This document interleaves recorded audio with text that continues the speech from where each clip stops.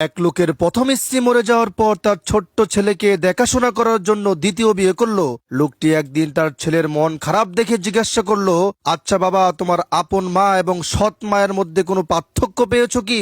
ছেলেটি উত্তর দিয়ে বলল, আমার আপন মা মিথ্যাবাদী ছিল আর নতুন মা সব সময় সত্যি কথা বলে। বাবা ছেলের এমন কথা শুনে বলল, তুমি জানো তোমার আপন মা তোমাকে জন্ম দিতে গিয়ে কতটা কষ্ট পেয়েছে, আর তুমি সেই মাকে কিভাবে মিথ্যাবাদী বললে? আর তোমার নতুন মা কয়েকদিন ধরে আসছে, সে তোমার কাছে সত্যবাদী হয়ে গেল। ছেলেটি উত্তরে বলল, জানো বাবা, যেদিন বেশি দুষ্টামি করতাম আমার আপন মা আমাকে বলতো, আজ তোর ভাত বন্ধ। এরপর দুপুর না হতেই সারা গ্রাম জুড়ে খুঁজে বের করে এনে গোসল করিয়ে নিজ হাতে খাইয়ে দিত। ইস, কতই না ভালোবাসতো। আর আমার নতুন মাও বলে, বেশি দুষ্টামি করলে ভাত বন্ধ, যা বলে তাই করে। আজ 2 দিন ধরে আমি কিছু খাইনি বাবা। বাবা গো, আমার খুব কষ্ট হচ্ছে।